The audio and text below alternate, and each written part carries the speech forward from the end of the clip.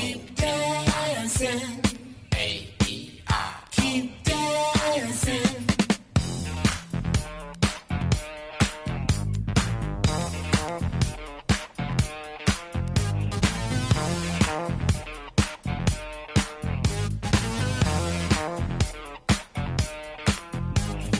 Do it in a strange place, even in outer space. Do it on a dance floor. Try it in Tokyo. Keep dancing. Keep dancing. Try it on. Bonjour à tous les bonitos et salut Émir et David. C'est avec grand plaisir que l'on se retrouve aujourd'hui pour reprendre le fil de votre podcast Jogging Bonito. Alors oui, dans Jogging Bonito, on parle de course à pied, mais ne vous attendez pas à ce qu'on vous détaille en long, en large et en travers le test produit du dernier gadget à la mode, ou qu'on vous livre le plan d'entraînement qui vous permettra de courir le marathon en 2 heures, garantie satisfait ou remboursé. Nope, pas de ça de chez nous. Notre ambition, c'est de discuter, échanger, réfléchir et vous faire réfléchir sur la pratique de la course à pied, certes, mais pas que. En partant de constats liés à notre sport préféré, nous nous interrogeons, toujours avec humour et second degré, sur ce que cela dit de nous, de notre société et de nos valeurs. Et oui, courir, ça en dit long sur nous. Et maintenant, préparez-vous, même si vous n'êtes pas sans avoir remarqué que la pause estivale s'est prolongée par ici, la rentrée va se faire sur les chapeaux de roue. Émir et David, vous m'avez manqué les gars, ça va ? Hello, salut. De gros plans, allez. Moi, j'attendais que David y parte, tu vois, au quart de tour. Moi, j'attendais David. Moi, j'étais partie Oui, sur les ça chapeaux va, de roue, ça mais il y va, avait que c'est moi, quoi. génial. Mais oui, ça va très très bien. On est heureux d'être là. Moi, j'attendais. Non, bah oui, c'est l'éclate. En plus, le marathon, le record du monde du marathon a été battu C'est depuis vrai. qu'on s'est parlé la dernière Ah ouais. fois, bien sûr, par un homme, un surhomme, Oui. du nom de Eliud de son prénom, qui Et vas-y. pchoge. Ah, ouais, j'attendais le nom de famille. C'est quoi le je te- chrono? C'est quoi? 2h01 et combien de secondes? 38, non? Ça doit être 32. 38, je pense. 38? Non, Ah, je sais 38. pas. Hmm. Un peu Je de sais respect, plus. je sais pas les gars, vous en êtes où là Oh. On est nuls, Attends. franchement, quoi. Jogging Bonito, on sait même pas. Quoi. 39, 2h01, 39. Ah, 0139, ok. Cool. Bon, moi, vous m'avez manqué modérément, Ah, relativement, bah, ça on va fait dire. plaisir, quoi. Merci. Ouais. Bah bravo, Voilà. ouais, très bien. Donc c'est déjà ça, hein, quand même. Ouais. C'est un début, hein. Ça fait que 2 ans finalement qu'on pas encore qu'on travaille ensemble. Peut-être que dans 10 ans, on te manquera vraiment, c'est pas grave. Voilà. C'est vrai. N'allons pas trop vite. Faut pas que ça aille trop vite entre nous. Et vous avez vu là de l'interdiction des portes dossards, des ceintures portes dossards par la FFA. Ouais, c'est bien. Ils ont que ça à faire, les pauvres gars. Et C'est- ces c'est interdictions du au final, parce que l'interdiction des écouteurs, elle est passée ou pas en fait finalement? Ah, il y avait ça aussi, ouais. Ouais. Parce que j'ai l'impression qu'on sent que tu sais ça fait du bruit et tout, mais en réalité on s'en fout, j'ai l'impression. En fait, dans les règlements, t'as souvent la mention les écouteurs sont tolérés à tes risques et périls, quoi. Tu vois, sous ta responsabilité. Mhm. Bon, en fait, Intéressant. la FFA, ils font comme Macron, quoi. Ils envoient des annonces, là, pof, de ouf, juste pour faire parler, et après, ils font rien, quoi, derrière. Ah bah écoute, Ce clash gratos je au suis président de la d'accord. République France. Franchement, votez Mélenchon. c'est Voilà. grave. Ah. Ouais, Ça ouais, non, démarre mais bien. en fait, on gueule tous et tous sur ces trucs, mais en réalité, je crois, on s'en fout complètement. C'est-à-dire, moi, par exemple, j'ai absolument pas prévu, ni court, ni moyen, ni long terme, de me passer de la ceinture porte-dossard que j'utilise aujourd'hui. Et j'ai pas l'impression que je vais débarquer demain dans une course où, quand j'aurai pas d'épingle, il y a un mec qui va me dire sors de là. Tu vois. Stop. Enfin, je veux dire, si ça arrive, je serais choqué. Même si. Oh, je serais même si- choquée, quoi, les gars. Ah, je serais choqué de ouf. Je fais arrête, je finis ma course, laisse-moi tranquille, tu vois. Laisse-moi Après, s'il me dit, je te classe pas, pardon, on va y arriver. Je lui dirais, écoute, qu'est-ce que tu veux que je te dise? Qu'est-ce que j'en ai à faire? Tu crois que je suis là pour le classement? Mais peut-être tu vas avoir des vigiles et tout, comme au marathon de Paris, on sait pas. hein. Ah, carrément, tu crois qu'on en est Ah, là? et écoute, je sais rien. Ah, Je pense non, que non, le j'y crois prochain pas, marathon c'est de Paris, il faut le viser en 6h30 et avec ceinture porte-dossard. Et Oh. Et il y a écouteurs. quoi Il y a Et quoi de- Et Et écouteurs. de la zik. Ouais, ouais. Tu vas grave. faire quoi? Oh. Oh là là là là, vas-y. Franchement, là, je pense qu'on redémarre, on file un mauvais coton sur Ouais, cette, Ça va cette pas du émission tout. de la rentrée. On On est devait des tuglyphes. recommencer clean, tu vois, bien sérieux, et puis voilà. Déjà, on part en Ouais. cacahuète. Bon, Bref, quand même, calmons-nous. avant de commencer l'épisode, moi j'aimerais savoir comment s'est passé votre été. Et, est-ce que si vous avez Ouais. une chose à retenir de votre été, liée à la course à Bah, pied ou pas d'ailleurs, hein, qu'est-ce Ouais, que ce serait? excuse-moi, mais ce qu'il faut retenir de cet été, c'est que Kylian, il s'est fait piquer par une guêpe et il a pas pu finir l'UTMB. C'est à Ça, cause de c'est- ça? c'est- J'avais pas regardé. c'est Je savais C'est pas. quand même quelque chose à retenir de cet été, hein, excuse-moi. Oh, pauvre Kylian, quoi. Quand même la première chose à dire. Ah oui. Bah, voilà, Et de ton été à toi, tu retiens quoi? Ben, c'est-à-dire que moi j'ai fini l'UTMB et Kylian Eh. non, quoi. Ouais, c'est vrai en plus, quoi. Il est trop Ouais, fort, c'est ça quoi. que je retiens. Émirette. Ouais, c'est pas mal. Hein. Déjà, Pourtant, il t'étais trop avait une fort. sacrée avance. Il avait une sacrée avance. Ah ouais, mais on s'en fiche de euh, ça. Il a pas ah. fini, lui, au final. Hein. Ah bah, Donc, c'est ça, c'est ça. Et le gars, il Voilà. pouvait partir à moitié. Je peux partir comme une ouf. Et puis après, si je finis pas, voilà, quoi. Ouais, c'est ça. Donc bravo, Ouais. Émirette. Bravo, Émir. Et Carole aussi, parce que vous l'avez fini. Tout Bien à joué. fait. C'est vrai. Après, une petite revanche de 2016, donc voilà le Exact. fait marquant. Les barrières, on leur dit... On va pas dire, mais voilà, quoi. Vous les avez passées. Vous aviez une marge par rapport aux barrières cette année? Ouais. Enfin, large, ça dépend ce que tu appelles large, mais il n'y avait pas de problème pour les passer. On était toujours avec des gens, mais des bons pelotons, on va dire, des pelotons où tu t'inquiètes pas vraiment. C'est pas des pelotons de 3 personnes qui marchent comme des zombies, c'est-à-dire le format de peloton dans lequel on était en 2016, hein, finalement, Ouais. quand on est tombé dans les barrières. Bah là, c'était toujours des pelotons à peu près consistants où les gens savaient où ils en étaient. Il n'y avait pas d'inquiétude particulière de ce côté-là. En fait, c'est con, mais enfin, fallait juste le savoir, quoi. Et là, on a été prudent, et puis voilà, c'est tout. Super. En tout cas, bravo à toi. Nous, on a suivi ça avec David avec grand intérêt. N'est-ce pas, David? Relativement, ouais. Si. Oh, allez, arrête. Il fait sa mauvaise tête, là, ce soir. Bon, et toi, ton été, David, c'est quoi? Qu'est-ce Ouais, que dis-nous, tu hein. retiens de ton été? Mon été, tout va bien. Très peu de courses à pied. Là, on reprend tout doucement. J'ai beaucoup Mhm. discuté avec des bonitos. Ah, c'est chouette.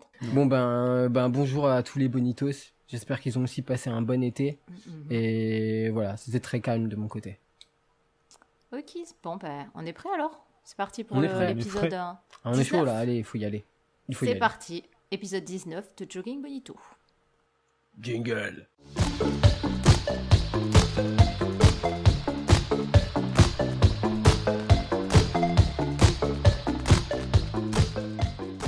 On reprend donc du service avec les deux chroniques suivantes, trail versus bitume, et vous pouvez me liquider, je vous ai trahi.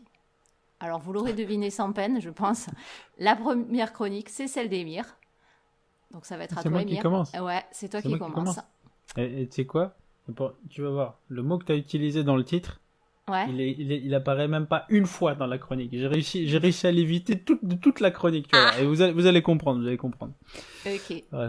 Les trails et le bitume, deux écoles, deux pratiques, des puristes des deux côtés et des trublions qui sautent de l'un à l'autre sans aucune autre forme de procès. Émir fait partie de cela. Peut-on vraiment comparer ces deux formes de course à pied? Comment? Est-ce finalement une seule et même pratique? Émir va nous faire part de son analyse. Sur le plan sportif, mon année, je dirais que c'est pas mal passé du tout. Elle a été très chargée avec de bons gros temps forts et presque pas de déception majeure. Pour ceux qui me suivent sur Lapin Runner, vous savez probablement que depuis quelques années, je suis plutôt à la recherche de grands voyages, c'est-à-dire de grandes distances et de paysages grandioses en quelque sorte. Ça fait maintenant quelques années que la vitesse m'intéresse plus tellement et que j'évalue plutôt mes réussites sur ma capacité à terminer des épreuves de type ultra. En gros, très clairement, je me satisfais dans la vie d'être un de ces bons vieux finishers. Donc pour les nommer, mes temps forts de cette année, dans l'ordre, ce sont les suivants. On a l'Ultra du Pas du Diable, avec 125 km et environ 6500 de dénivelé, plus positif et négatif, jamais négliger le négatif. L'Ultra du Mercantour, en juin, avec 145 km et environ 10 000 mètres de dénivelé positif, et je sais pas le négatif, puisque le départ n'est pas égal à l'arrivée sur cette course. L'Ultramarin, en juillet, 177 km, le fameux et pas grand chose de dénivelé, c'est plutôt plat. Et enfin, le fameux UTMB, le worldwidement connu, worldwidement, c'est un mot stylé ça, connu l'UTMB. Made in Émirat. Allez, français-anglais, je te fais un adverbe avec worldwide, moi. Et le fameux UTMB, bien sûr, avec il y a un peu plus d'un mois, donc c'était fin août, début septembre, avec ses 168 km et ses 10 000 mètres de dénivelé positif et négatif. Donc une année vraiment rythmée par ces ultras, mais plutôt aussi chargée en marathon et autres courses de moins grande distance. Donc pour moi, ces autres courses autour des ultras, c'est un très bon moyen de baigner dans le monde du running tout en nécessitant une préparation et une logistique moins importante que celle des ultras. Quelque part, ça me fait du bien d'alterner des grosses courses avec grosse logistique et gros engagement mental et physique, et des courses un petit peu plus petites, un petit peu plus reposantes en quelque sorte. Bref, c'était une année comme je les aime, et maintenant, après quelques années à faire taper mon corps à peu près sur tout et n'importe quel type de surface et à rouler ma bille sur le terrain du running, j'ai bien envie de vous faire part d'un petit comparatif entre courir sur bitume et courir nature. Donc par courir nature, j'entends tout ce qui n'est pas bitume, donc c'est du petit chemin de forêt gentil et calme, jusqu'à des lacets en montagne à 22% avec des racines de 48 cm qui sortent du sol, et du petit chemin gravillonneux tout mignon au pierrier ultra badass des Pyrénées où une demi-seconde d'inattention te fait perdre une cheville. Parce que les amis, bien que courir bitume ou courir nature ont en commun le fait de courir, et encore, disons plutôt de mettre un pied devant l'autre finalement, il y a en réalité des différences qui sont très marquées qui font que le passage de l'un à l'autre nécessite peut-être 2 ou 3 éclairages pour limiter les étonnements. Vous êtes prêts ? Let's go. Première chose, l'obsession du chrono. Alors le sujet le plus évident qui me vient à l'esprit pour comparer le bitume à la course nature, c'est la notion de chrono évidemment, qui découle directement de la normalisation des courses bitume versus la non-normalisation des courses nature. Je m'explique. Sur bitume, on a quelques formats de courses bien connus et très répandus. 5 bornes, 10 bornes, 15 bornes éventuellement, semi-marathon, marathon, 100 bornes. Voilà en gros le panel. Il existe bien des petites variations entre 5 bornes ou 10 bornes. Par exemple, le fait que l'un des deux a peut-être un petit virage en épingle qui casse le rythme au kilomètre 3,5, ou le second qui aurait un faux plat de 20 mètres de dénivelé bien casse-pattes sur la deuxième boucle. Bon, certes, ce sont des différences, mais il n'y a pas de quoi changer la course du tout au tout. Et la comparaison de soi sur un 10 bornes et de soi sur un autre 10 bornes a tout de même une certaine cohérence. A l'inverse, pour ce qui est des courses nature, l'idée même de tenter une énumération des formats de courses possibles n'a pas de sens. Déjà parce que chaque organisateur y va de sa petite distance perso, et surtout le paramètre essentiel du dénivelé y est pour beaucoup, mais alors beaucoup plus significatif que sur du bitume. Autrement dit, tenter de comparer un 10 bornes en montagne à un 10 bornes en forêt, ce que pourrait naturellement faire finalement un coureur qui est très imprégné du paradigme bitume, n'a aucun sens, tant le premier peut se passer essentiellement sur des pierriers avec 800 mètres de dénivelé positif et négatif, et le second pourrait se passer dans une forêt toute gentille à 400 mètres de D+. Donc le premier prendrait ainsi, pour un coureur de 10 bornes bitume en 50 minutes, 12 à l'heure, pourrait prendre 1h40 sur le premier, et possiblement 1h10 sur le second. Et plus les distances s'allongent, plus les écarts se creusent évidemment entre ce qu'on sait faire sur bitume et ce qu'on sait faire sur des courses nature. Donc ma petite réflexion sur ce sujet, c'est que la dictature du chrono est beaucoup moins présente dans des courses nature, car il est très difficile de trouver un référentiel ou un équivalent. Donc on sait donc pas exactement sur quel référentiel baser la pression qu'on s'inflige, ce qui aide instinctivement à la relâcher ou plus simplement à ne pas s'imposer de pression. Donc toujours en lien avec le chrono, il y a la question des arrêts. Les arrêts, donc les moments où on marche, les moments où on s'arrête, sont beaucoup mieux acceptés et beaucoup moins vus comme des défaites sur des courses nature, car ils font finalement partie intégrante de la gestion et sont donc totalement légitimes. Donc parfois en montagne, on peut tout simplement pas faire autrement que de marcher à cause de la technicité des chemins. Et également ici, pour les habitués du paradigme bitume, il est pas rare de vouloir trop courir, y compris dans les montées, là où en course nature, c'est possiblement une erreur de gestion. Donc allez, avant de quitter le sujet chrono et de passer à autre chose, je voudrais parler de la fameuse allure, les minutes par kilomètre. C'est un sujet qui m'a beaucoup marqué. Quand je suis arrivé sur la 6000D en 2013, après n'avoir fait précédemment que du bitume et que j'ai été habitué au kilomètre finalement qui se ressemble, oscillant entre 4 et 6 minutes au kilomètre finalement, j'ai absolument rien compris à ce qui m'arrivait en arrivant sur cette course. Pour un peu de contexte, la 6000D c'est une course à La Plagne, d'environ 3500 D+, et à peu près 65 bornes, et globalement il y a 30 kills qui montent et 30 kills qui descendent. C'est un peu ça le profil. Après avoir pris le départ et fait les premiers kilomètres bitume sur environ 6 minutes au kilomètre, arrive la première montée. Et là, pour un mec du bitume, c'est le drame. Les kilomètres ne défilent plus du tout, et c'est impossible de doubler. Alors, single track, avec des bâtons dans tous les sens, et on peut pas passer. Les kilomètres s'enchaînent à 10 minutes, 12, voire 16 minutes au kilomètre, et le peloton, il s'inquiète de rien, les mecs qui marchent avec leurs bâtons, tranquilles. Et ça, c'est tout simplement parce que le peloton, il sait que c'est tout à fait normal que l'allure soit immédiatement dictée par le profil de la course. Et du coup, quelques années plus tard, quand on se retrouvait en 2016 avec Carole sur la Transcarrouquera, une course en Guadeloupe, en pleine jungle guadeloupéenne, et là, j'ai inscrit mon kilomètre le plus lent de ma vie sur une course. 40 minutes. Ouais, et 40 minutes, et c'était sans faire de pause, hein. C'est pas le kilomètre où il y a un ravito au milieu, non, c'était un kilomètre en 40 minutes, vraiment, en essayant réellement d'avancer. Ah, donc là, c'est vraiment là, pour... tu vois défiler ta vie, quoi. Tu te là. dis, je vais y rester toute ma vie sur cette course. C'est ça. Et ça, c'est vraiment pour marquer cette différence entre les allures bitume et les allures nature. Et attends, j'ai même pas fini, vas-y. Écoute ça, je vais encore enfoncer le clou. En plus du dénivelé, hein, qui est dimensionnant en course nature et qui a un impact direct sur l'allure moyenne, comme on vient de le dire, il y a un détail, entre gros guillemets, dont on parle beaucoup moins, c'est la technicité. C'est-à-dire, en gros, sur les affiches de course qu'on voit, c'est les kilomètres et les mètres de dénivelé, en gros. On voit jamais, on nous parle jamais de technicité. On peut pas. Parce que, à titre d'exemple, les mêmes coureurs, faire une autopub, on va parler des lapins runners, tu vois. Mais c'est qui, ceux-là ? Voilà, tu vois. Et ben, ce qu'ils ont fait, ces gens-là, c'est qu'ils ont réalisé l'UT4M. Donc, pour rappel, l'UT4M, c'est 168 km et 10 000 D+, environ. Et ben, ils ont fait ça en environ 54 heures et des poussières. Et ils ont fait cette année-là, l'UTMB, 168 km et 10 000 D, aussi 10 000 de dénivelé. Même chose, exactement comme l'UT4M, même nombre de kilomètres, même dénivelé, en environ 45h30. Donc je rappelle, versus 54 heures pour l'UT4M. Donc même coureur, même distance, même dénivelé, 10 heures d'écart. Pourquoi ? Eh bien parce que les chemins des Alpes sont beaucoup moins difficiles à fouler, sont beaucoup moins techniques que les chemins des 4 massifs autour de Grenoble. Et ouais, rien que ça. Voilà, donc je vais pas... Je pourrais continuer, mais je vais pas me lancer dans le sujet des intempéries, comment les intempéries influent sur les vitesses de course, parce que sinon on en a pour toute la journée. Bref, passons maintenant à un autre étonnement qui est pour moi la difficulté de l'effort. Nouveau bitume vs nature. Donc certains seront totalement d'accord, hein, certainement, et d'autres pas du tout. Mais pour moi c'est clair et net, le bitume me fait beaucoup plus mal que la course nature. En nature, jamais je me retrouve à taper pendant plusieurs heures consécutives et sans arrêt sur le bitume. Ça n'arrive pas, ou même pas sur le bitume, sur un chemin. Jamais on court pendant des heures d'affilée. Donc voilà, sur le bitume, il y a une certaine pression qui est plus ou moins directe et plus ou moins avouée que la montre nous inflige.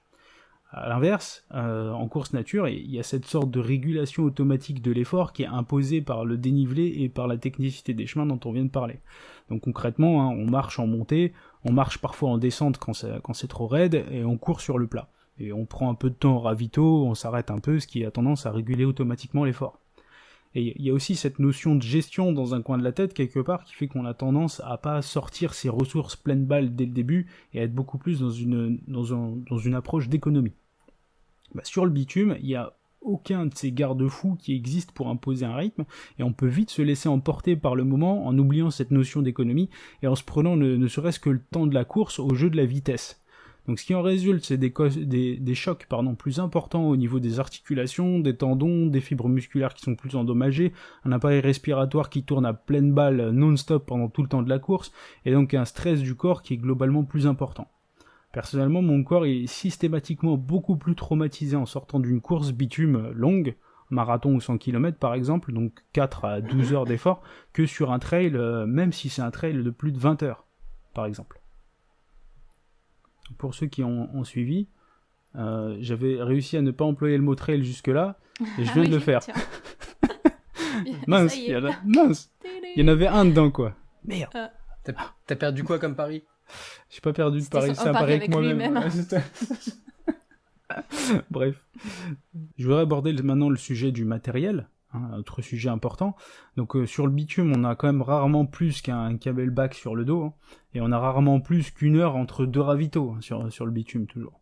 En course nature, force est de constater qu'il n'y a pas vraiment de règles. Le matériel obligatoire il varie considérablement d'un organisateur à l'autre et force parfois à avoir plus de 5 km de matos sur le dos sur les méga courses. Pour ce qui est des distances entre les ravitaux, elles sont très variables, c'est 1 à 4 voire 5 heures parfois sur des courses énormes. Donc il vaut mieux avoir ce qu'il faut sur soi et gérer indépendamment de l'organisation son hydratation et sa glycémie. Donc là, pareil, énorme différence de gestion de l'équipement. Et enfin, donc bien que j'ai déjà énormément parlé, je peux pas rendre le mic sans évoquer l'adversité de la nature, quelque chose qui m'a énormément marqué également dans mes expériences. Donc clairement, lorsqu'on court sur bitume, on bénéficie entre guillemets d'une certaine sécurité. C'est celle finalement de jamais être réellement au milieu de nulle part, jamais vraiment paumé.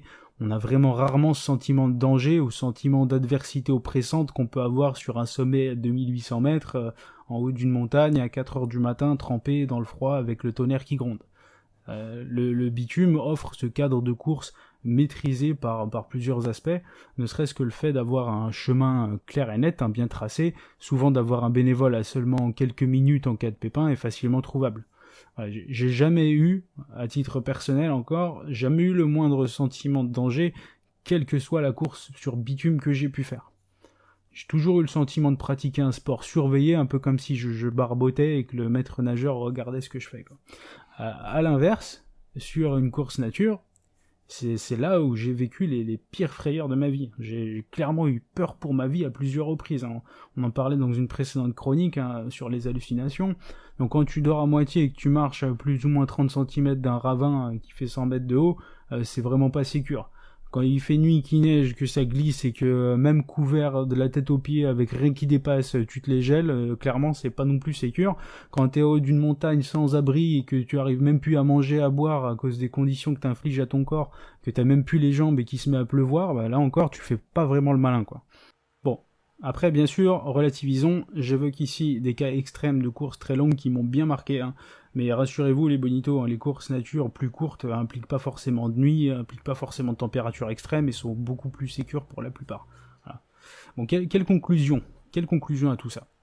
Pour moi, les courses nature, elles sont beaucoup moins normées et beaucoup plus protéiformes que les courses bitume. Donc, elles soumettent souvent le coureur à des conditionnements qui sont totalement différents et qui sont notamment liés aux codes différents sur ces deux types de courses.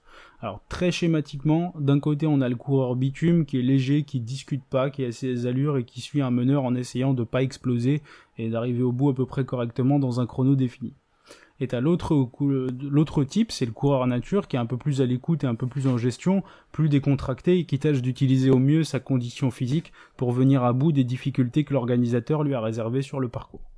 Personnellement, malgré toutes ces différences, j'aime énormément incarner l'un et l'autre à tour de rôle pour pouvoir profiter de tout ce que le monde de la course à pied a à nous offrir. Donc pour conclure ma chronique les bonitos, moi je vous invite à réagir sur le Discord, sur Twitter ou la plateforme de votre choix. Moi j'aimerais bien savoir quels ont été à vous vos étonnements, si vous avez fait une sorte de transition ou pas, ou même des expériences d'une part sur le bitume, d'autre part en course nature. Quels ont été vos étonnements? Est-ce que vous vous retrouvez dans ce que je viens de dire? Est-ce qu'il y a d'autres choses qui vous ont surpris? Ça m'intéresse de savoir et d'interagir avec vous. Bah super, tu me fais ma transition parfaite là, Émile. Mais avant de vous demander justement quels ont été vos étonnements en passant du bitume au trail ou l'inverse, je voudrais juste qu'on remette un peu les choses au clair pour les auditeurs qui nous écoutent. David, toi, qu'est-ce que tu as comme expérience au niveau de la route et au niveau des trails ou de la course nature, comme dirait Emir? Je suis ceinture noire. Ceinture noire des de deux trail. Ah, de trail. Non, de trail. Okay. Non, tu veux dire en termes de course ce qu'on a fait? Ouais, finalement, est-ce que tu as fait plus de route que de trail? Enfin, moi, non, je sais pas. Moi, déjà, je dois courir à peu près depuis peut-être une vingtaine d'années. Principalement sur route. En course, j'ai commencé par les petites distances sur bitume, bien sûr. Je suis monté jusqu'au marathon. Donc, je dois avoir 9 marathons, un truc comme ça. Ouais. J'ai essayé aussi le 100 km, j'en ai couru 3 sur route toujours. Et puis peut-être il y a 4-5 ans, j'ai essayé le trail. Et là, j'ai dû faire peut-être... depuis, j'ai dû faire une trentaine de trails peut-être, dont quelques ultras, quelques longues distances, mais une dizaine, quoi, pas plus. Voilà. C'est déjà pas mal, mais bon. Ouais, Bon, c'est Émir- déjà pas mal, Ah c'est oui, clair. déjà pas Propre. mal, c'est clair. On va pas répéter que donc Émir, il fait les deux dans son année, de la course sur route et sur trail. Ouais. Et du coup, toi David, qu'est-ce qui t'a étonné le plus quand tu es passé au trail après avoir fait de la route, hein? Les montées, ça m'a tout à l'heure Ça Émir, oui, il a décrit parfaitement en fait, même si j'ai pas participé à la 6000D ou quoi, enfin, ou aux courses dont il a parlé. Même le simple petit trail à côté de chez moi, je me souviens des premières montées, et là, d'un coup, tout se déréglait, quoi. Tout se Ouais. déréglait, tout ce qui était prévu était foutu par terre. Et c'est ce qui m'a marqué principalement. Mais j'ai assez rapidement essayé la montagne. Et c'était vraiment dans le cadre d'un rendez-vous avec des amis, quoi. Et en tout bien tout honneur.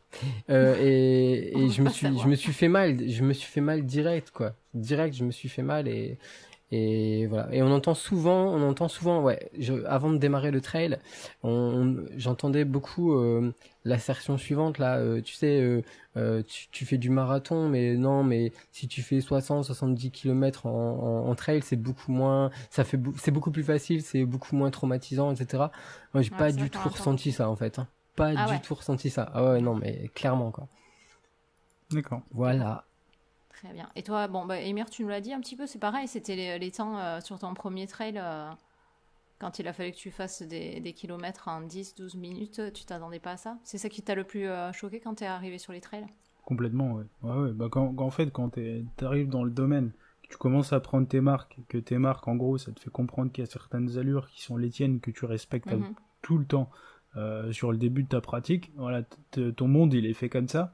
Et à un moment donné, il y a un autre truc qui s'appelle plus ou moins aussi course à pied, dans lequel tu te retrouves. Et là, tu pars sur des valeurs qui sont x2 en fait sur tes valeurs habituelles. C'est même pas un peu plus, c'est pas tu passes de 6 à 7 minutes à 8 minutes, tu passes de 6 minutes à 12 à 13 à 15. C'est des choses qui sont au début déstabilisantes. Ça, c'est le premier truc qui me venait en voulant parler de ça. C'est ce rapport d'étonnement là, il est immédiat, quoi. T'as plus ces allures au kilo qui sont même à la base de, tu prends n'importe quel plan d'entraînement bitume, c'est codé avec des allures au kilomètre qui sont régulières tout le temps. Voilà, sur trail, c'est la course qui décide combien de minutes au kilo tu mets à quel moment de la course, quoi. C'est pas toi. Ouais, exact. Ça.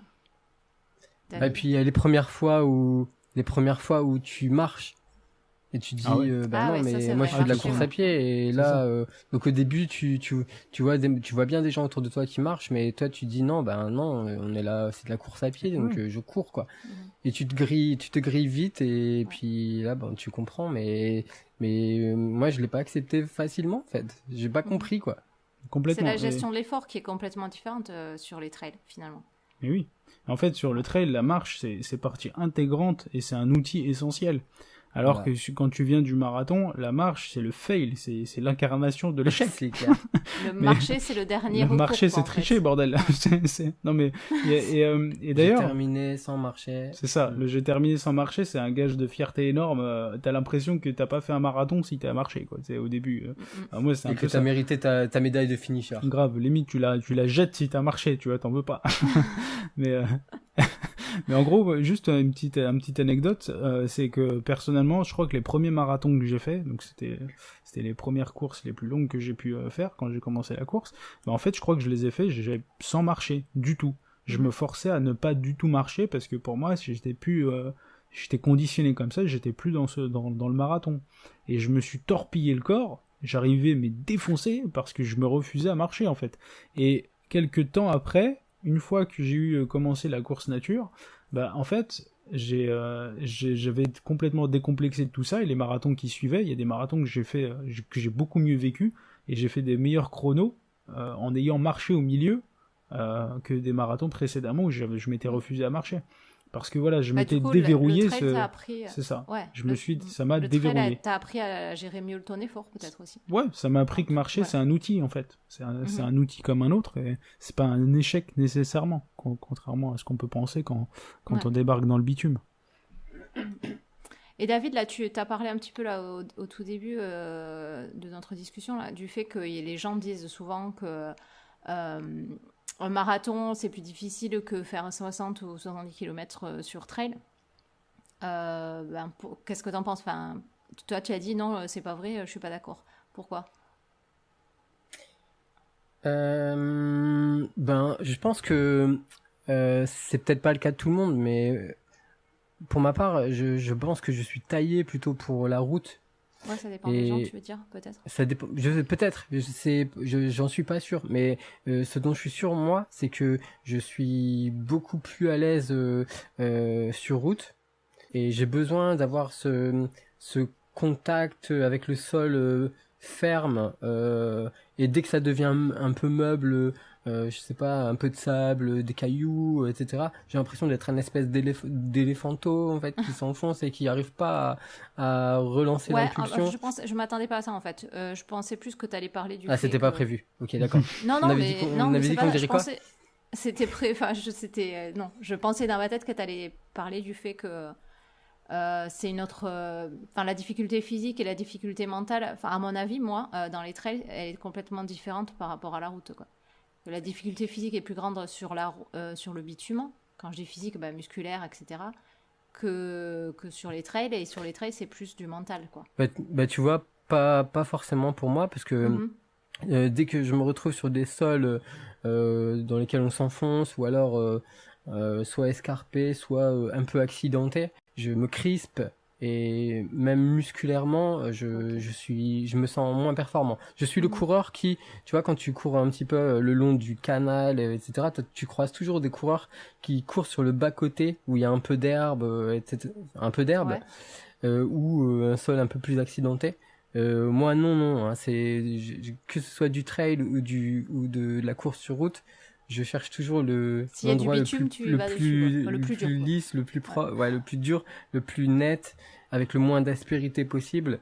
Mhm. Je me sens beaucoup mieux physiquement, Ouais. musculairement, tout ce que tu veux. Hein. Et donc toi, Emir, qu'est-ce que t'en penses du fait qu'on dise que de courir un marathon, c'est plus difficile que courir 60 km sur trail? Je sais pas si c'est plus difficile. Moi, mon ressenti, c'est que, comme je l'indique dans la chronique, je suis beaucoup plus cassé après du bitume qu'après du trail. Parce que, comme je Ouais. l'indique, il y a cette non-régulation, ce qu'on s'impose sur le bitume, cette sorte de moteur qui te pousse à essayer de faire mieux ou moins égal à la dernière fois ou pas être trop loin à ce que tu as fait la fois précédente. Donc, quelque part, en fait, tu t'imposes cette session de traumatisme non-stop, en fait. Là où sur trail, moi, j'ai comme je le dis, il y a la course qui m'impose une régulation et ça me repose le corps, en fait. Et du coup, à la fin de la course, je compare, je peux faire 20 heures de course pour sortir, j'ai des courbatures pas mortelles le lendemain, versus si je te fais 5 heures ou 12 heures sur un 100 bornes, par exemple, là, le lendemain, je suis pulvérisé, j'ai des courbatures, je me lève pas du lit, quoi. Mhm. Voilà. Si Après, tu fais 5 heures, c'est pas mal. si je fais 5 heures au 100 bornes, on est pas mauvais, ouais. Ouais. Mais On est bon. ça m'est jamais Ouais. arrivé jusque-là. Mais peut-être un jour. Et c'est vrai que sur route, enfin, ça dépend un peu pourquoi on est là. Si on est là vraiment pour performer, on pourrait avoir tendance à faire des courses vraiment beaucoup dans le rouge, quoi. Oui, Et moi c'est ce qui m'arrive. effectivement, c'est Ouais. difficile. Ouais. Dans le rouge, tu veux dire dans le rouge physiquement. Ouais, tu Ouais, dans le cours sur rouge, le fil en fait. Tu cours sur le fil. Mhm. Exactement. Là où sur trail long en particulier, tu prends pas le risque d'être sur le fil. Tu t'y mets pas. Tu t'y mets pas parce Ouais. que tu dis, Ouais. bah, je peux pas me permettre. Tu gères ton Ouais. effort, Il ouais. faut le tenir parce que ça va être encore long, quoi. Ouais. Sur trail par exemple, sur trail long en particulier, moi ce qui m'arrive, je suis en aisance respiratoire. En fait, je suis soit en aisance respiratoire, c'est-à-dire que j'ai les jambes qui taffent dur et je suis limité plus par les jambes que par le souffle. Un peu Et- le cardio, ouais. Et de temps en temps, c'est l'inverse. C'est de temps en temps, j'ai le cardio qui part en flèche, mais j'ai les jambes qui sont à l'aise en fait. Ça dépend vraiment. Et je pense que sur bitume, j'arrive à me retrouver dans une situation où 90% de ma course, j'ai les deux qui sont en feu, en fait. J'ai les deux qui sont à la limite. Et les jambes et le souffle sont sur le fil.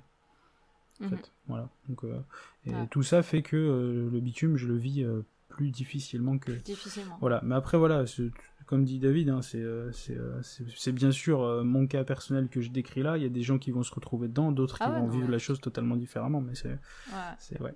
Et puis le côté mental, vous trouvez quoi, la comparaison entre les deux? Est-ce que vous trouvez que c'est plus mental le trail ou la route, hein? C'est différent. Ouais, grave. Ouais. Je crois que j'ai pas mieux à dire. C'est trop différent dans le sens... Pour moi, le mental, il intervient quand t'es au bout du physique. Enfin, c'est un peu comme ça que je vois les choses. C'est quand t'es en aisance physiquement, ton mental, t'as pas besoin de puiser dedans finalement. C'est pas... Les sensations sont là. Le mental, il prend le relais quand physiquement, tu commences à être dans le dur.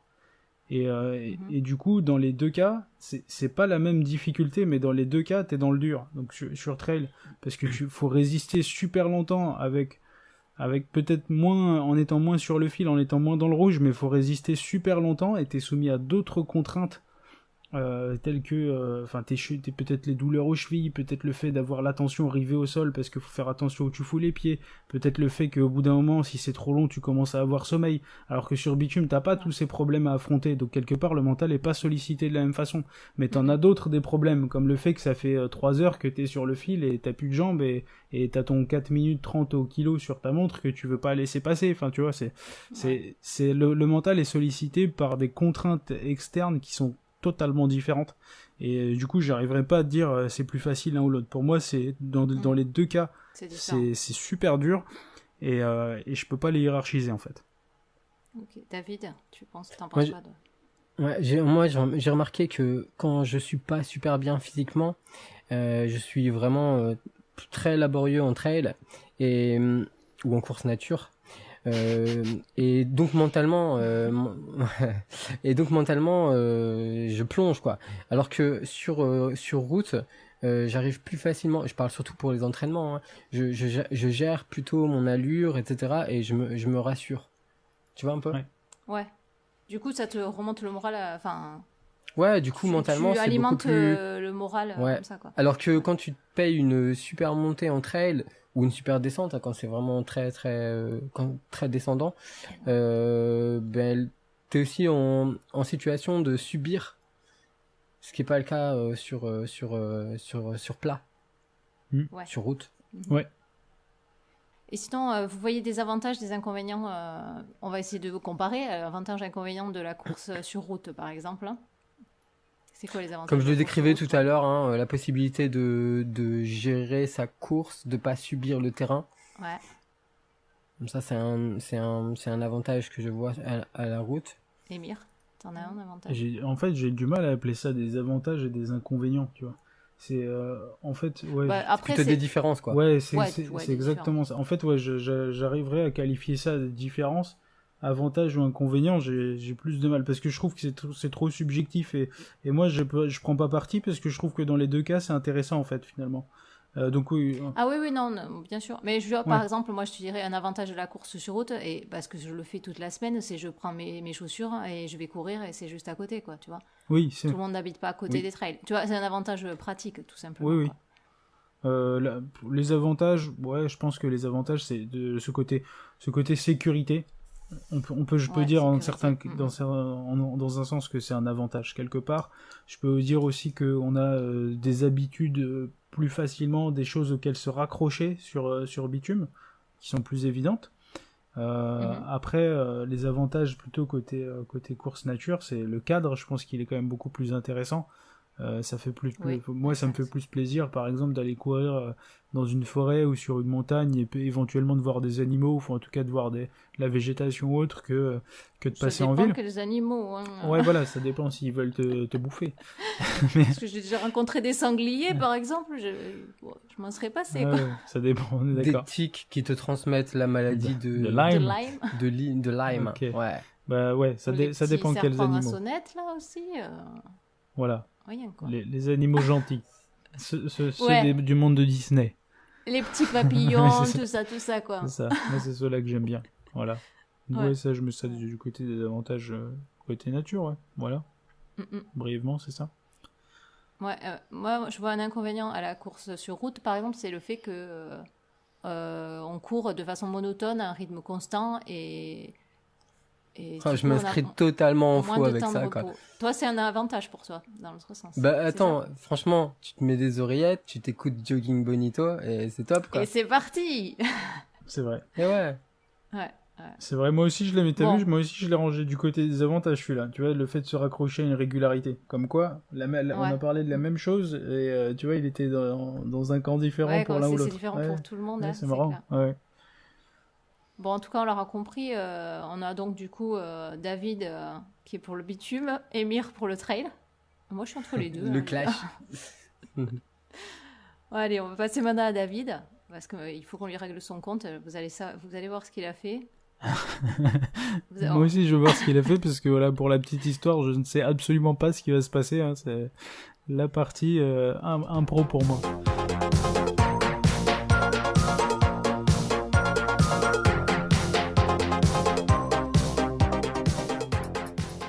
Je savais bien que c'était louche tout ça. 2 mois sans face ici, un David tout tranquille, forcément c'était louche. Hein. Forcément, il se tramait quelque chose. Enfin, moi j'en connais un qui va bouillonner. Hein. Jean-Baptiste, si tu nous entends. Les bonitos, si vous nous suivez régulièrement, ouais. Rappelez-vous de notre premier invité dans l'épisode 13 de février 2018. Je vous invite d'ailleurs à l'écouter ou à le réécouter. Allez David, va, crache le morceau. Ouais. Ouais, il est 22h et la journée a été longue. Il a fallu que je gère mes affaires et que j'aille rendre visite à mes débiteurs pour leur notifier qu'ils ont quelques retards de paiement. Quelques codes pétés en somme. La routine. Le business n'est pas très florissant ces temps-ci. La Peusa ne rapporte plus autant de fraîches qu'à la belle époque où on pouvait rodka ses branquignoles de coureurs à pied en leur faisant croire qu'ils couraient plus vite avec du Salomon sur la cuirasse. Pareil pour les godasses. On n'arrive plus à écouler le stock de Oka à 150 queues. Mes associés battent le pavé le soir sur les boulevards. Ils bicravent des torches qui se visent sur le crâne à des coureurs nocturnes en mal de gloriole.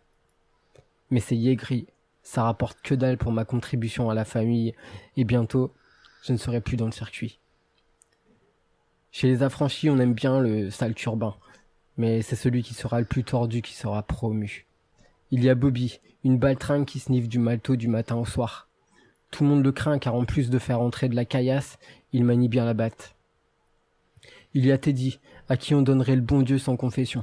Lui, il contrôle le réseau d'information et graisse la patte à des politiques véreux, plus cupides que des blogueurs de running, et qui ferment les yeux sur nos petits larcins. Ensemble, ils serrent des pognes dans les soirées de lancement de produits, des semelles révolutionnaires en polystyrène, aux barres de céréales indigestes, et ils vident des bouteilles de boissons énergétiques qui les feront crever, j'espère. Et puis il y a Jimmy, un type pour qui je me suis porté garant car il bosse sur une recette de gel énergie coup de fouet avec de l'EPO indétectable. Un truc potentiellement bien juteux. Sa combine tarde à être au point et je commence à me demander si c'est pas un indique qui opère aux côtés des Kiss D ou un mec chargé de me surveiller. Mais je l'aime bien, Jimmy. Bref, mon entourage est un vrai panier de crabes, je vous raconte pas. Quant à moi, je vous ai dit, la journée a été dure. Sur mon fauteuil en rotin, en train de siroter un athlon bien frais apporté par ma femme Molly, je lis les dernières nouvelles dans mon journal. Xavier Thévenard a braqué une banque. Rémi NFKB s'est mis à la gonflette et a rouvert son compte Instagram. Guren Vegan a été pris en otage par des véganes. Greg Runner a gagné l'UTMB grâce à sa barbe et la FFA a interdit les ceintures porte-dossard. Ce monde est pourri et ça me donne envie de calter Fissa, un peu comme après un ravito sur une Saint-Élion. Le téléphone sonne, c'est Cody. Cody, c'est le capot de notre équipe de running. Une pourriture de contrebandier en cavale depuis qu'il a été condamné pour fraude de certificat médical. Je suis convoqué dans un lieu en scred car quelqu'un lui a dévoilé mon secret. J'ai des indications à suivre pour le retrouver. J'avale une dernière gorgée d'athlon. Molly sort de la douche après sa séance de freeletics et demande « Eh, gros doudou, c'était pour moi ?» Non, c'est juste un type intéressé par mon camelback. Il veut qu'on se voit. À cette heure-ci ? Que veux-tu, chérie ? Molly, m'attends pas ce soir. Je risque d'en avoir pour un moment. Si Jimmy appelle, dis-lui juste que puisqu'il fallait que ce soit quelqu'un, j'aime autant que ce soit lui. Alors j'enfile mon pire maillot de finisher en coton. Une veste mal taillée remportée dans un mud day. Je retire la médaille du marathon de la route du Louvre qui ne me quitte jamais. Ma Sunto avec verre en cristal de saphir. Mes manchons de compression signés Dominique Chauvelier. Et je vide mes poches pleines d'épingles à nourrice sous le regard inquiet de ma femme. Ce soir, je vais servir de festin à des soldats amateurs de corps découpés à la scie LNJ, démembrés, éparpillés dans des sacs plastiques ou fondus dans du bitume par des anciens frères routards. Pas la peine de chercher le traître qui s'est mis en planque pour me poucave. Il a sans doute infiltré la Fédération française d'athlétisme, ou peut-être a-t-il bénéficié de leur complicité parce qu'un dirigeant n'avait pas apprécié mes critiques. Peut-être qu'il a cru que j'étais repenti, que j'avais pactisé avec les pistards, mais il aurait pu m'en parler, merde. Surtout si c'est Jimmy. Après tout ce que j'ai fait pour lui. Combien de fois je l'ai reçu chez moi, dans ma maison. Je lui ai même cuisiné du gâteau sport. Il aurait dû savoir que je restais fidèle à la famille. En tout cas, lui aussi finira par goûter du 22 mm et il se fera nettoyer par un autre soldat. Et il paiera d'avoir révélé que j'ai inscrit mon fils Tony dans un club d'athlètes. Ah l'horreur. Comment t'as pu faire ça, David? Parce que c'est la vérité, hein, les bonitos. C'est la vérité. Je te raconte pas. Si. Non, moi, je suis sûre que c'est un coup de molly, ça. C'est pas de non, mais vous êtes pas sans savoir que récemment je me suis marié. Ouais. C'était. Ouais, voilà, ça y est, tout part en cacahuète. Voilà. T'es marié, t'as vu ce que tu fais. C'était dans le contrat de mariage en fait, hein, tu vois. Ouais. Tu vois, comme une autre clause, il y avait une autre clause qui m'interdisait de faire plus de 2 marathons par an. Oh là tu là. vois, Et de courir Donc, pendant l'été aussi, peut-être. Molly. C'est Molly. ou de rouvrir mon blog C'est de vrai. running. Ah. Donc t'as vraiment Écoute, inscrit ton fils, alors ouais. Ouais, j'ai vraiment inscrit mon fils. Les auditeurs Ah là là là là. l'entendront peut-être pas, mais cette chronique est sans doute la plus chaotique qu'on ait enregistrée depuis le début de cette aventure. Ouais, il y a eu des larmes. Émir Il y a eu n'avait beaucoup de pas larmes. du tout écouté elle n'avait eu aucune preview de la chronique et du coup c'était difficile de garder Il était pas prêt apparemment. Non, c'était... de garder son Non calme. mais je suis sûr que tout le monde s'est marré. Enfin, je sais pas, c'était Oui. génial quoi. Attends, c'était, je sais pas, on était dans le grand banditisme. mais appliqué sérieusement. Mais version running. Voilà, c'est ça, c'était génial. Non, mais Voilà. je me suis marré. Bon, on l'a. Donc c'est un petit peu en dessous du grand banditisme quoi. Un truc Grand en dessous. banditisme C'est de ça, c'est running ça. quoi. Euh, Recel Bon. de chaussettes, de compression, tout ça. Recel de 3D dots. on va le lancer. Ouais. Énorme. En tout cas, ça me laisse tellement sans voix cette histoire-là que, en fait, j'ai envie quand même d'évaluer ton degré d'implication dans tout ça, David. Du coup, je vais te proposer 2 situations en parallèle et tu me dis ce que tu préfères. Émir, n'hésite pas à te joindre à moi à tout moment si tu as envie de faire comme je vais faire. Tu peux lui poser quelques questions aussi. Donc, première question, David. Est-ce que tu préfères que ton fils devienne champion de 110 mètres haies ou qu'il soit partisan de droite?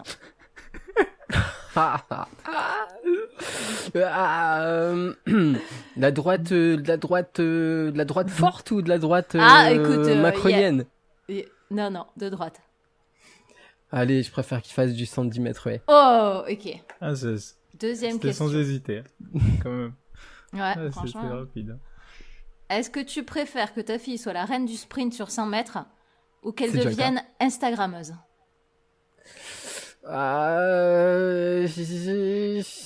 Je sais pas. Est-ce qu'elle pourrait écrire des livres qu'elle mettra en avant sur Instagram pour expliquer que c'est une spécialiste du 100 mètres du sprint?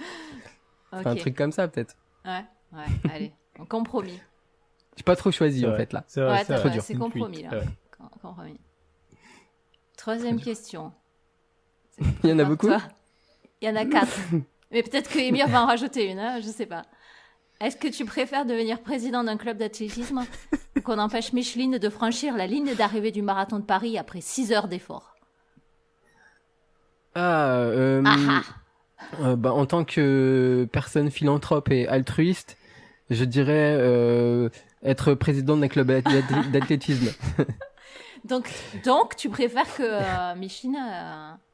Elle se plante. Ouais, Mais Micheline, bravo, quoi. vous n'avez Tu pas laisses- compris. Mais vous tous n'avez pas tes compris que principes partent en Micheline. cacahuète, là. Tout part en cacahuète. Mais vous n'avez pas compris que Micheline terminait son premier marathon en 7h58, je le rappelle. Maintenant, il fallait pas lui interdire parce que justement, ça l'a motivée. Elle a pris exemple sur les vrais athlètes. Et grâce à ça, elle va terminer le marathon en 3h45. Et Ok. vous n'aurez plus rien à dire. Voilà. Ok. Donc je préfère être devenir un président de club d'athlétisme et on sera un club Spiridon. Ok. Bon, dernière question.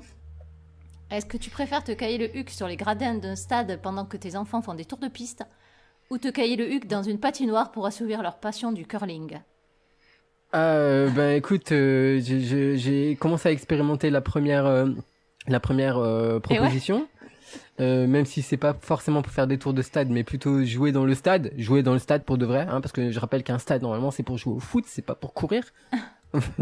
Jean-Baptiste, excuse-moi, pardon. Ouais, Jean-Baptiste. Mais donc, on va dire la deuxième proposition parce que on aime bien explorer de nouvelles choses, donc on va faire un peu de curling. C'est cool. Ok. C'est Bon. télévisuel en plus. Enfin, moi, je retiens quand même que tu penches quand même sur l'athlétisme. Hein. Oui, T'es pas d'accord hein. Amir Je suis d'accord. Là, j'ai l'impression qu'il est passé de C'est l'autre ça. côté, là. hein. Bon, une nouvelle fois, on a de remettre les choses au clair pour les bonitos qui nous écoutent. hein. Ah, parce qu'on va essayer de faire un débat sérieux On va derrière essayer ça, de c'est ça repartir. Voilà, maintenant, on va repartir sérieux, là. Je suis là pour ça, mince, quoi. Émir, est-ce que tu as déjà été en club? On en avait parlé déjà, mais juste pour... Ouais. C'est très Ouais. vieux, mais ouais. Je sais plus j'avais quel âge. Je crois que j'étais au collège.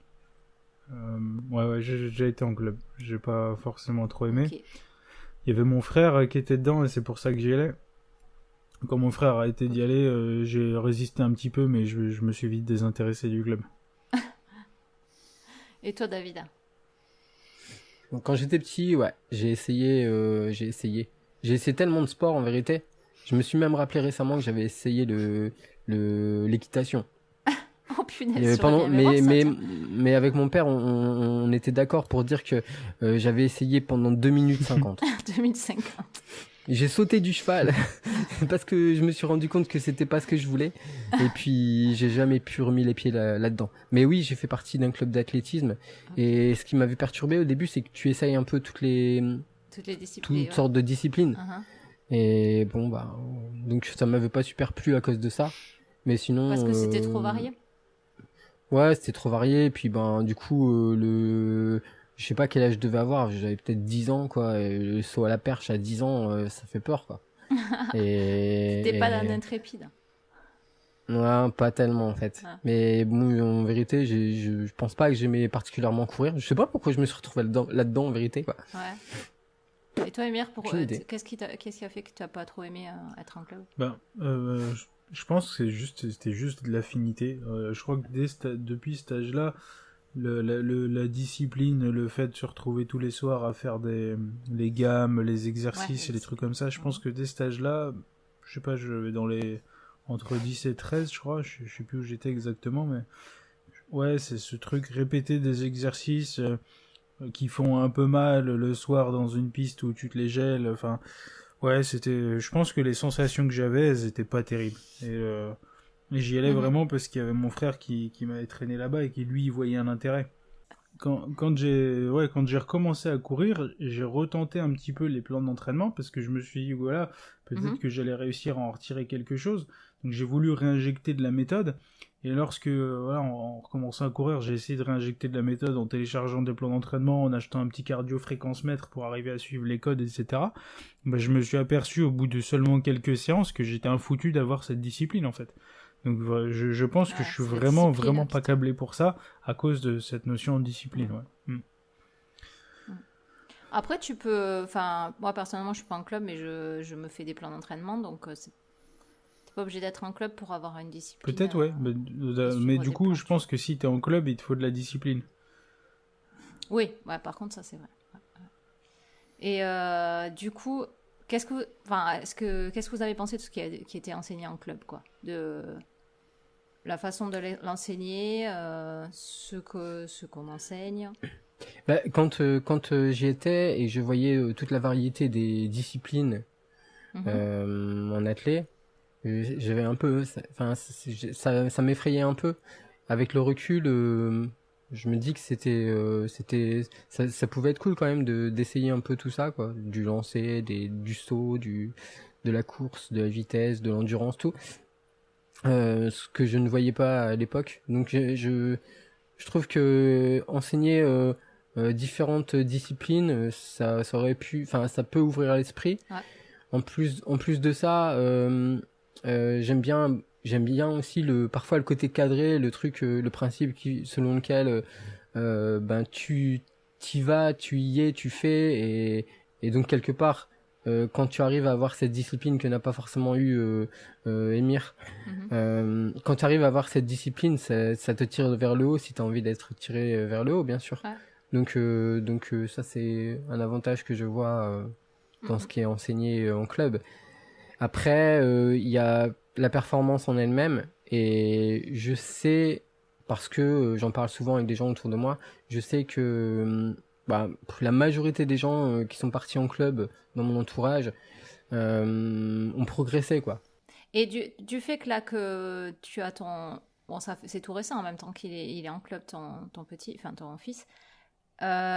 Et que tu fais de la course à pied, est-ce que tu as des choses qui te choquent ou qui te... Après, je sais pas si tu assistes à tous ces entraînements. Alors, il y a un truc aussi J'ai inscrit mon fils à l'athlétisme, en espérant que ça ne devienne pas un athlétos. Je vais lui expliquer ce que c'est que les valeurs du Spiridon, je vais lui faire lire toutes les revues, bref. Et ça commence mal, il a déjà fait podium, j'ai vu, hein. Tu nous l'as dit. Ouais, alors en fait, ce qui se passe, c'est que quand je le prends avec moi pour courir, parce qu'il me tanne tout le temps, quoi, pour ça. Oh, c'est chouette. Ouais. En fait, je sais pas vraiment ce que je peux lui proposer. Et du coup, d'être dans un club avec des gens qui sont un peu normalement formés pour ça, et en plus, pour le coup, les clubs que je connais sont plus structurés que des clubs de foot, par exemple. Ça me rassure, quoi, parce que moi, je sais pas du tout si je peux le prendre pour 800 mètres, et puis après on rentre à la maison, ou si je peux le prendre pour 1, 2, 3, 4 kilomètres. Et si je l'écoutais, c'est la sécurité, ouais, carrément, parce que si je l'écoutais, il ferait plus, quoi. Donc et quand je le vois en club, parce que j'assiste aux entraînements, et je crie, je gueule, je suis toujours inquiet, quoi. Je me dis, mais il donne beaucoup, là, il est dans le rouge, est-ce que c'est pas dangereux pour son petit cœur et tout? Ouais. Mais bon, voilà, ça a pas l'air de perturber les entraîneurs, et puis ça se passe bien pour l'instant. Du coup, on est passé voir le médecin aussi pour l'autoriser, pour lui faire obtenir un certificat fameux médical. Certificat médical, ouais. Ouais, et puis. Ils le font avec, d'ailleurs, attention ou pas là quand même pour ce genre, pour les enfants. Ouais, carrément. Enfin, en tout cas, le médecin que j'ai vu, il a fait très attention. Mais du coup, pour moi, le côté sécurité m'intéressait bien. Et c'est vrai que ta question initiale, je m'en souviens plus tellement bien, tu vois. Mais c'est pour ça aussi, il y avait des choses qui toi, en tant que parent et coureur, en fait, est-ce que tu as des choses qui te choquent ou pas, ou dans le bon sens, hein, de ce qui est appris par les gars des clubs, quoi. Non, mais ce que j'aime bien aussi, c'est que on lui laisse souvent le choix. Par exemple, on lui dit, tu dois dans ta catégorie, tu dois remplir un contrat endurance. On te laisse le choix entre, tu choisis quoi, 8 minutes, 10 minutes, 12 minutes, 14 minutes, 16 minutes, et puis tu vas faire de l'endurance et tu vas essayer de remplir ton contrat. Mais c'est aussi pour ça, enfin voilà, je voulais l'inscrire parce que je voulais que ce soit cadré, que ce ne soit plus, que ça ne dépende plus que de moi. Ouais, et pour avoir un avis extérieur, etc. Et Émir, tu parlais de discipline. Tu disais, bon, c'est ce qui t'a un peu refroidi par rapport au club. Mais d'un autre côté, on pourrait voir ça aussi comme se dire... Je me souviens que c'est d'ailleurs Jean-Baptiste qui nous avait dit ça. Le fait que finalement, tu donnes ton entraînement à quelqu'un d'autre et toi, tu n'as pas besoin de réfléchir, quoi. Tu viens et tu fais l'entraînement. Ouais, complètement. Bah, ça, tu vois, je pense qu'il y a vraiment un intérêt pour les athlètes qui ont des objectifs de performance, encore une fois. Dans le sens où Ouais. Eux ont envie de progresser. déjà de progresser, mais aussi leurs aspirations, c'est plus d'assurer que la progression va se faire en externalisant la réflexion qui est nécessaire Mhm. pour construire le programme. C'est-à-dire, ils veulent mettre ça entre les mains de quelqu'un qui va leur garantir que s'ils exécutent ça, ils arriveront à leur objectif. C'est une approche qui est quand même totalement différente d'un coureur au feeling qui veut juste être content dans l'instant, en fait. Parce que personnellement, c'est Ouais. plus ça qui m'intéresse. Moi, là, quand je sors faire une sortie de course à pied, j'ai envie d'être content à l'instant T. C'est vraiment ça qui me drive. D'où le fait que Il y a pas de plan, quoi. ouais, il y a pas de plan. Et quoique même tu vois, si je sors et que je dis tiens, aujourd'hui j'ai envie de taper dedans, bah c'est parce qu'aujourd'hui j'aurais envie de taper dedans. S'il y a écrit quelque chose de différent sur la feuille, et ben c'est pas grave, je le ferai pas.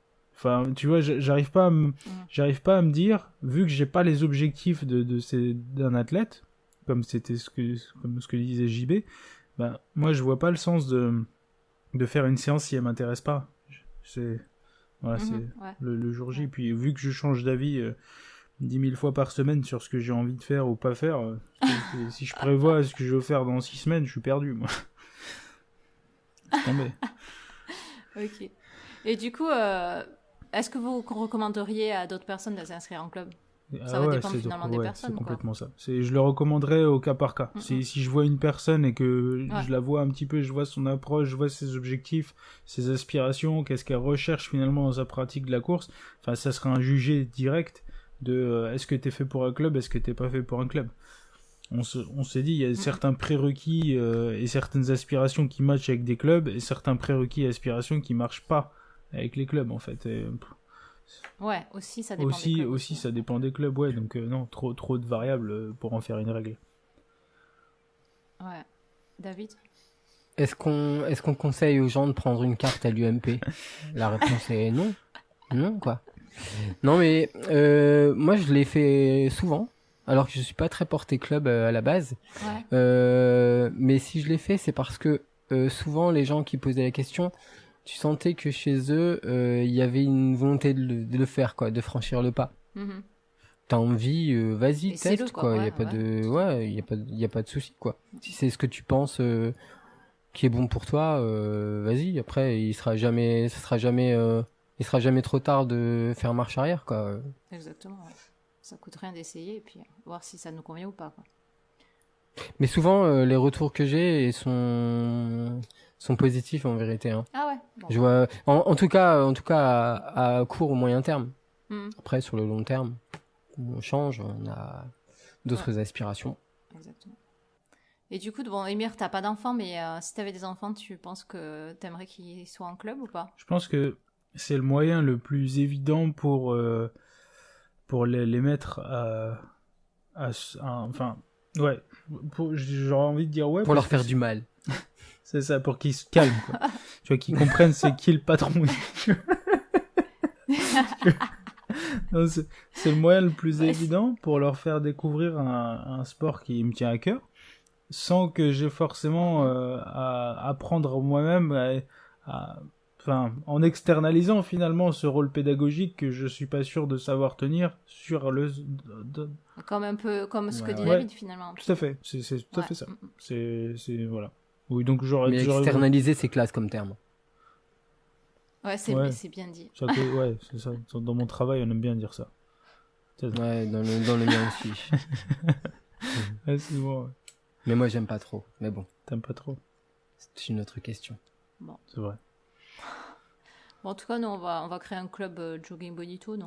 Non. Bon, ouais, puis est-ce qu'on l'affiliera à la FFA? Non, mais t'es Non ouf ou quoi? Attends. Franchement. Ça t'est monté à la tête, toi, l'athlétisme. Ouais, mais franchement, j'ai Je suis perdu. jamais exclu de faire partie d'un club d'athlètes un jour. Hein, tu vois, non, mais c'est vrai, dans ma ville, il y a une petite asso qui est affiliée. Franchement, c'est loin d'être une sorte de club d'athlétisme type olympique, là, avec le respect de toutes les disciplines, machin. Enfin bon, l'apprentissage très très No puristes, respect, quoi. c'est ça, tu Et ils sont plutôt cool, Anarchie. tranquilles, on se met les gilets jaunes, on va faire un tour dans la ville le soir, on court tranquille. Et je veux dire, moi je m'y retrouverais très bien. Donc j'exclus pas de faire ça, mais il y aurait pas d'histoire d'interclub, de cross, pas de compétition aux couleurs du club non plus, quoi. Ah. Le but ce serait juste Mais ça d'échanger. dépend des clubs, finalement, tout ça. Bah oui, quoi. Ouais, carrément, quoi.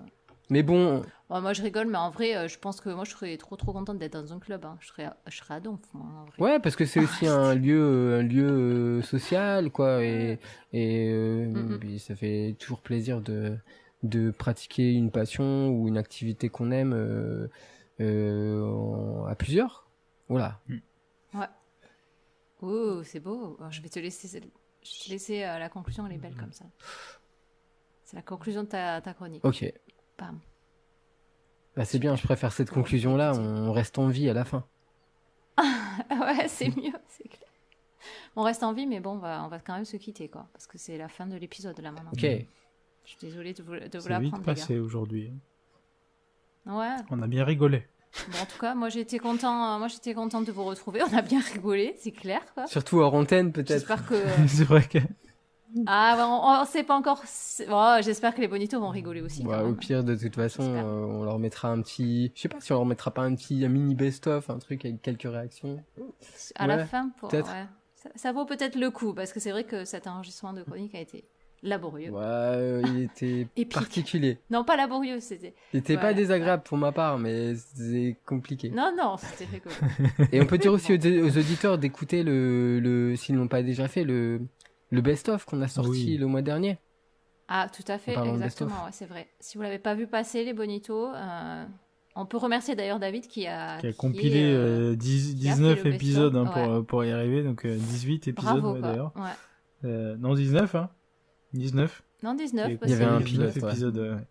Ce qui fait combien d'heures, Mardi? Tu nous l'avais dit dans une précédente chronique sur... Ah mince, je l'ai pas sous les yeux là, mais Ouais. ça en On fait. laisse tomber les données de Ça toute en fait. façon. C'est vrai. C'est vrai. Bon, en tout cas, les bonitos, on espère que vous allez venir nous raconter vos projets pour l'automne sur notre groupe de discussion sur Discord. On vous remettra d'ailleurs le lien vers ce groupe en description de cet épisode. Venez nous dire si vous préférez courir sur route ou sur trail. Ou aucun des deux, hein, c'est pas grave. On vous aime tous. On vous Ce aime qui quand vous même. a étonné, moi j'aimerais bien vraiment savoir. Ce qui a Ouais, étonné, ce qui a les étonné, étonnements des gens du passage de l'un à l'autre, ça m'intéresse beaucoup. Exactement. Et surtout, venez créer un groupe d'athlétos avec David. Hein. Il en sera ravi. Enfin, si vous appréciez ce podcast, faites-nous le savoir par l'intermédiaire de 5 petites étoiles agrémentées d'un commentaire sur iTunes. Ça serait dommage que notre poteau de course à pied rate Jogging Bonito quand même. Hein. Alors faisons partager. Sur Je te ce, raconte pas. Émir, David, on se dit à très bientôt. Ouais, avec plaisir. À très bientôt. À bientôt tout le monde. Ciao. Ouais, et comme dirait l'autre, merci pour ce moment. Plus les cactus.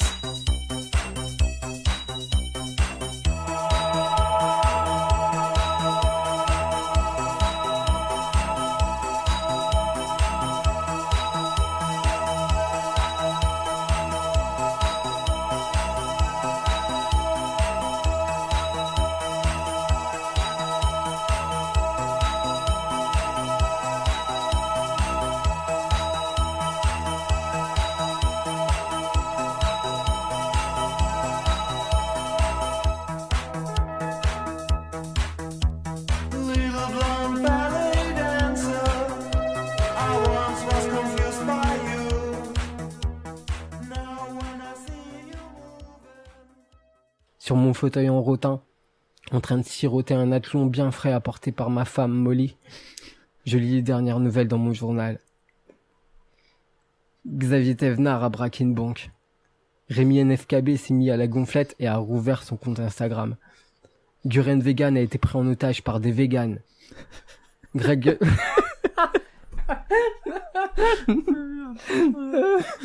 Je suis désolé, celle-là elle est tellement énorme. Merde. Pardon. À partir de ta femme Molly, moi j'ai... J'ai perdu le. J'ai perdu. Non. Il est perdu. Pardon. Ah, je transpire. Le téléphone sonne, c'est Cody.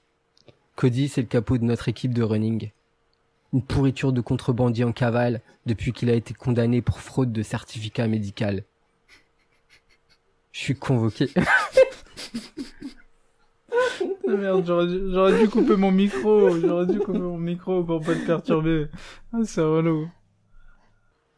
Molly sort de la douche après sa séance de freeletics et demande Eh, gros doudou, c'était pour moi? C'est quoi ce truc? Parfait. Parfait, c'est merveilleux. Elle était trop bien, Molly. Putain, Molly, cette poissonnière, quoi. C'était tellement stylé. Oh là là. Alors j'enfile mon pire maillot de finisher en coton. Une veste mal taillée remportée dans un mud day. Je retire la médaille.